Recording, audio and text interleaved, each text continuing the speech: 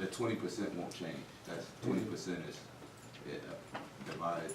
I mean, 100 divided by 5 is 20%. So if we're gonna roll it out at the start of the new budget, we might as well revisit it then because the budget could change, and so the number could change.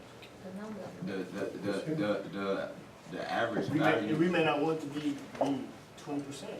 But that's the only way that you would be divided up equally. But the motion on the floor says basically everything minus the numbers. Yes. So that's the motion right now.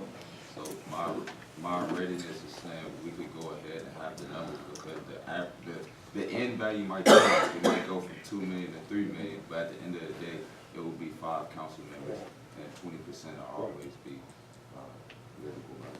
Right, but we have to address the motion, and that would take away from the motion. The current motion is only to adopt this policy. That's Yeah, the current. that's the motion, and it said minus the numbers, so. I'll that's a part withdraw of it. my amendment.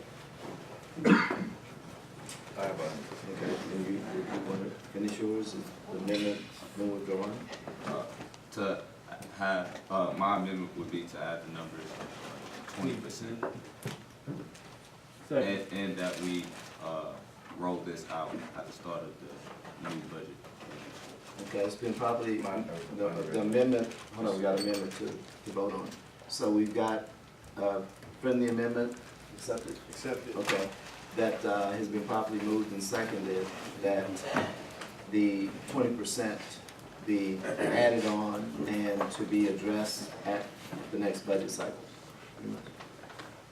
Okay. All those in favor? Okay. Ayes have it. I think we're still on the motion. Yeah.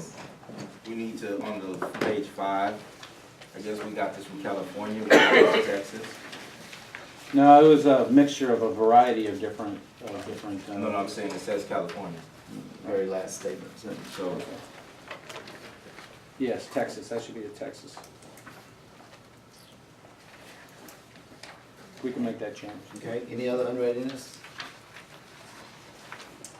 On adopting the policy, all those in favor say aye. Aye. Opposed have the same right? Let the record show it's unanimous. Item 5, discussion and possible action to provide direction on the drafting of a resolution adopting the process for citizen comment cards and how to process information. Councilman Rowland. no action, we just started making copies, and our city secretary says that they're included with the, in the minutes, so. Okay, so you wish to skip your item? Okay, But Councilman. But I would like to say that thanks for bringing that to council attention, and thank Ms. Johnson for providing us with that information after it was brought to attention. Item 6, discussion and possible action to provide direction on the drafting of a resolution adopting a policy regarding spending within the budget. Councilman Rowland. So now everybody will get to see what I was talking about in our subsequent items above. It's similar to what we've been talking about, but I don't have I think JJ said he was gonna give me some information. We've been waiting to get a draft, because that would mean that we'd have to put all of our itemize each of the specific categories into fund numbers, and now we would do simply similar to what we just did for city council travel. And so I'm asking that this be again moved to the next agenda, and that we ask Mr. Johnson and the city attorney to create the legal documents that allows us to be able to, I mean, you're not a legal document, but you're the one setting up all the accounts. And so I think we've come to several meetings, and this is what I'm saying. I didn't have an issue with if we go into every line item in the budget having a budget number, and so we can now watch spending, but just to alienate one specific versus all the rest, that was what my unreadiness was. And so again, this is something that I've brought up and talked about. So I'm asking that we move item number 6 to our next agenda, and that Mr. JJ Johnson and Mr. Charles Zek get with us to make sure we have the proper documents for our next meeting. Second.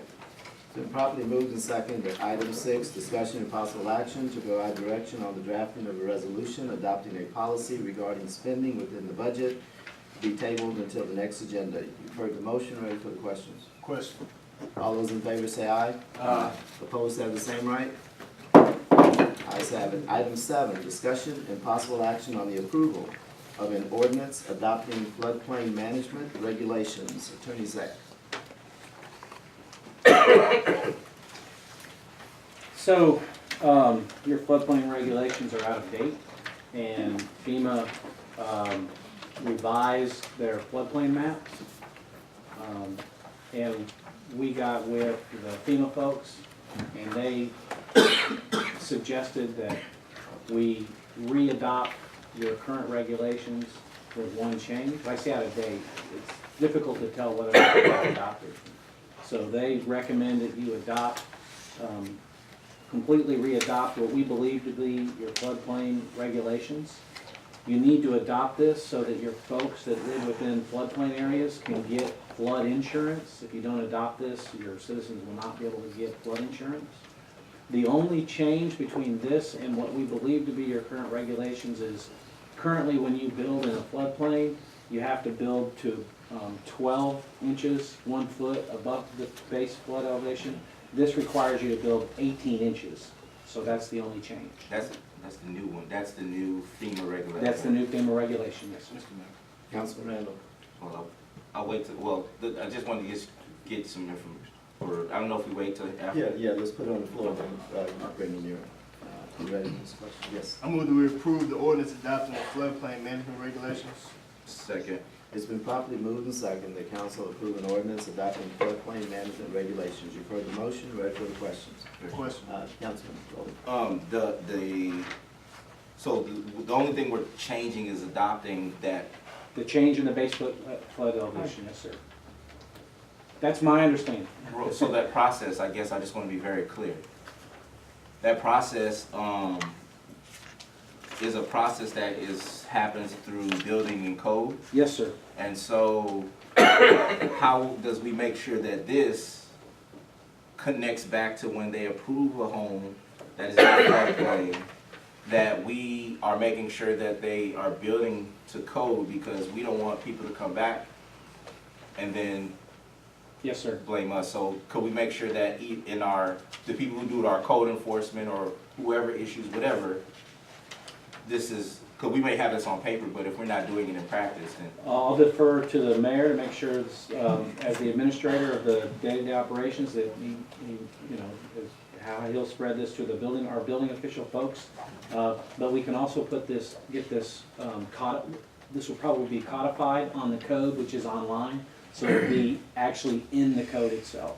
Well, this is important because for money, so to get reimbursed, you can't go back and build and not have had the elevation. So if something happens again, they're gonna ask what the elevations are, and if. Well, the other piece of this is that this is a FEMA requirement, and without it, our people aren't covered, period. But it does appear that it would fall under Bureau Veritas inspection regulations as part of the floodplain management, because they're building. So if this is a part of our, we'll just make sure that this information gets to Ms. Rogers, Ms. Johnson, just as a double check, and then they'll let us know if this is something they would check on based on this adoption. Any other readiness? All those in favor say aye. Aye. Opposed have the same right? Ayes have it. City council reports. Councilman Noel. I'll be brief. Good evening, citizens Good evening, citizens who are here to join us for this evening. I don't know if you were here earlier, but we had some Boy Scouts for Troop 1906. They're working on 2 merit badges, public speaking, and citizenship in the community. So what they were doing is doing their intro. That's why they came up here earlier. And then they spoke to a city councilman earlier today, and we'll do one, speak to another one tomorrow. Please engage with them as we are trying to engage with those young men in our community. And so we meet on the first and third Wednesday in this building at 7 p.m. We had an opportunity to have a board review last Wednesday. Chief Solomon sat in on that board review, and I want to personally thank him for doing that because, again, it's our community. We also participated in scouting for food with the local PAC and our troop. Had the opportunity to represent the city at the Texas Black Legislative Caucus Summit that was in Austin, Texas. Had the opportunity to talk with State Representative Cecil Bell, and then another state representative, Hinojosa. As you know, we have one of the largest universities. Well, we have Prairie University, which is in our backyard, but there is an amendment that Representative Hinojosa filed that would make it mandatory for voting locations to be on college campuses in Texas. Well, that number was 10,000. So one of the things we're talking about was getting it lowered to 8,000, and that would include, if the number would drop from 10,000 to 8,000, that would include Prairie and Texas Southern University. Had the opportunity to go to state of Texas HBCUs, where President Roof was also speaking with, also President Lane. Was part of the Black Dollar and Community Development Workshop that was also held at the Capitol that same day, and the 2020 census redistricting that is coming up a year away, well, less than a year away from us, which is in 2020. There's also had opportunity to, if you'd also know that it was Prairie University and Texas Southern University's date at the Capitol, the same process. So you've seen a number of different people there at the conference. Had the opportunity to participate in the Protect the Village 3-week-long initiative spearheaded by Councilman Wallace. And so I want to take my hats off to him and all the activities that he had going on in the city. Again, thank you for allowing me to serve. And if you have any questions, please let me know. Councilman Randall. I passed my reporter out earlier. If you didn't receive a copy, please let me know. I can get you a copy. Councilman Jones. As always, I'm grateful for the opportunity to serve. Great job, great initiative to Councilman Dante Wallace. It kind of built the vibe of community. I also had the pleasure to hang out with a guy that I like to call my big brothers, Jonathan Randall and Brian Rowland at the Capitol, seeing push different initiatives and different goals to, at the end of the day, some citizens ask, why do these guys go out and go to conferences and things like such, is to be advocates and to get information that can be brought back to better our city and our community. And I continue to try to be humble servant, and thank you guys once again for the opportunity to serve. Councilman Williams. No report. Councilman Wallace. Good evening, everyone. Once again, it's a pleasure to be up here. I just want to take my time through my report just to give acknowledgments to the council, citizens, and the mayor for the diligent work that we all do. I know sometimes when we come up here, we have different opinions, but I think it still needs to be said that we are all working to make things happen. I think that we all need to be recognized for that. So I look forward to continue the great work with a great team and with great citizens to move the city forward. And with that, I pass. Thank you, sir. A couple of things just to keep council and residents updated on. The $1 million EDA James Hughes Parkway grant, turns out that it appears that the railroad may have misplaced our application from July 2017. We were waiting for that, and when we, Attorney Griffin was great enough and caught up with someone. He found our check. They returned our check. They had the check, but they couldn't find the paperwork, so we reapplied. So that's about a 60. Now we're looking at about 60 days from now. We hope to have that final railroad permit approved or reapproved, and be able to put that out for request for proposal bid to build the water sewer from all the way from James Muse, all the way down James Muse from Business 290 to Owens Road and over to H.T. Jones Elementary as the beneficiary.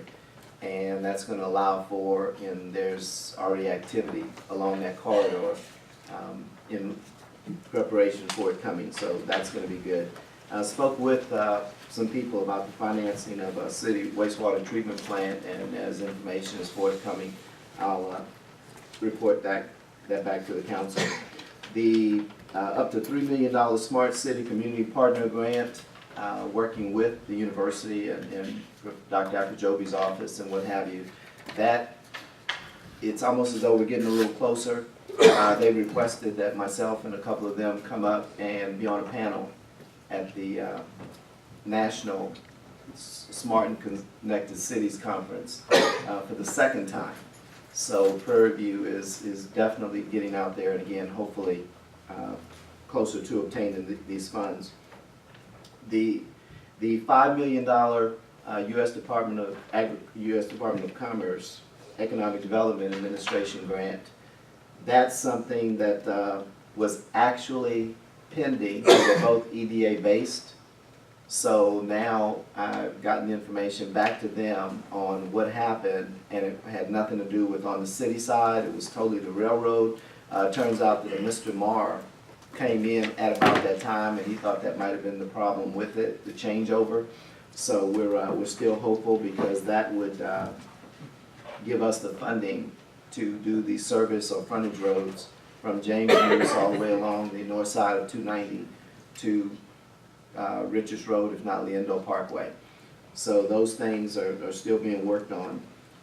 Taking a look at, met with some people to see what other services our seniors might qualify for that they're not aware of, whether it's health, medical, different social services, benefits, just to keep them informed, because many of them are just that. There's a Alta Vista 2 project that is underway on the west side of Alta Vista, and that land was purchased, and they're working on everything from retail along 290 on that 30 acres all the way to housing, adult type housing over the businesses, and adding student housing back towards the post office and US 1098 side that would be entrance and exit off of Phillip Street. The $742,000 Texas General Land Office grant, I want to thank Judge Alexander. She rode with me. We went to that informational meeting, and Nick Houston with Public Management is assisting us there. We met the folks from Hempstead and some others. That was a meeting essentially for our region, and those are the funds that we're looking at working to combination of reimbursement and projects within the city, but just staying on top of making sure that our folks are able to access those funds as well as the city. And with primarily the work of Judge Alexander, the FEMA funds were projected at somewhere around $112,000 in reimbursable funds.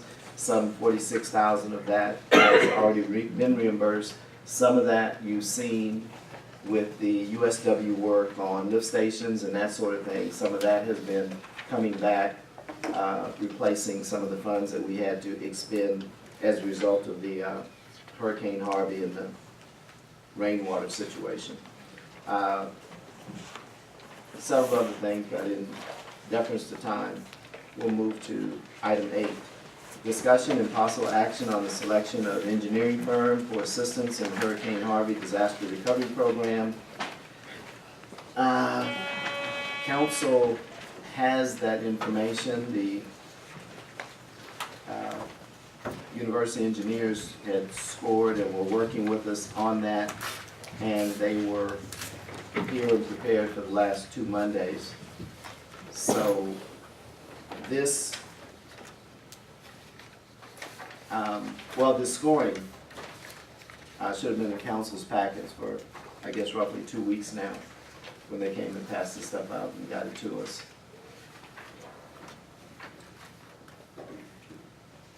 Is no one here, or are you here? Or, I mean, were you in the meeting, or, that's the question. But it would have required someone who was on the committee. No, I was not. No, they were assisting us with doing this, and I was not in the meeting with them. Now, here's, this is something that's necessary, but again, this is a recommendation, it's not something the council has to follow.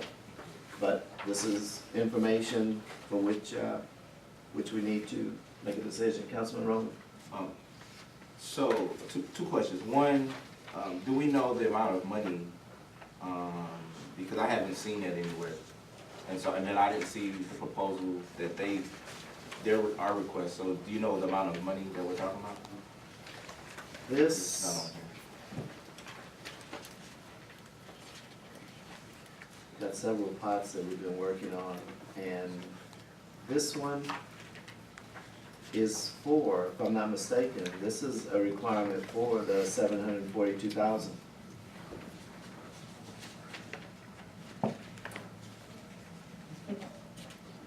And, We have to have, council has to select an engineer before public management can go forward for trying to get those funds. And because of missing our meeting 2 weeks ago and not being able to compensate with last Monday, our time's getting short. We could lose this money without an engineer selected. Councilman Jones? Understand the sense of urgency. How is it possible that in any other time when we go about a hiring process, people come up and speak in front of us and all of those different things? What makes this time different? Well, they've been here twice, and I guess they just couldn't make it tonight. But it's not as though they hadn't come. They came and passed this out, but we didn't have a meeting. well, two things. One, it's two-part. I think the committee that the mayor had review the grant documents came, but the two firms, I don't think the firms were coming. And so the question is, are we gonna take what he has before us is a recommendation from the committee to be able to select out of the two engineering firms.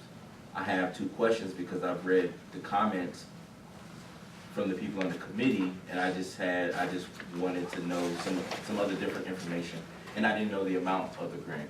And so, Well, we do have one firm here, Trilogy Engineering is here. If council wants to question and or make a decision, you've got representation here. well, yes, but we've also used LGA as our brokers kind of agent before. It is similar with the Alta Vista lift station. They're the one who went through this process for us and codified it when we went out to bid for Alta Vista. And I just, so. Sure. Mr. Mayor, Councilman Jones? I move that, that we select Trilogy Engineering firm for assistance in the Hurricane Harvey disaster recovery program.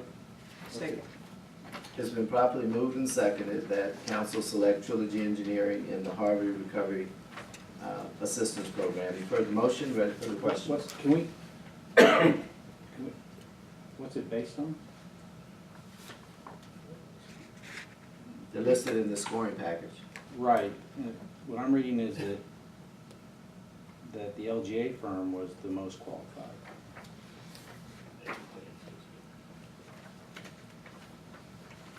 Am I reading this wrong?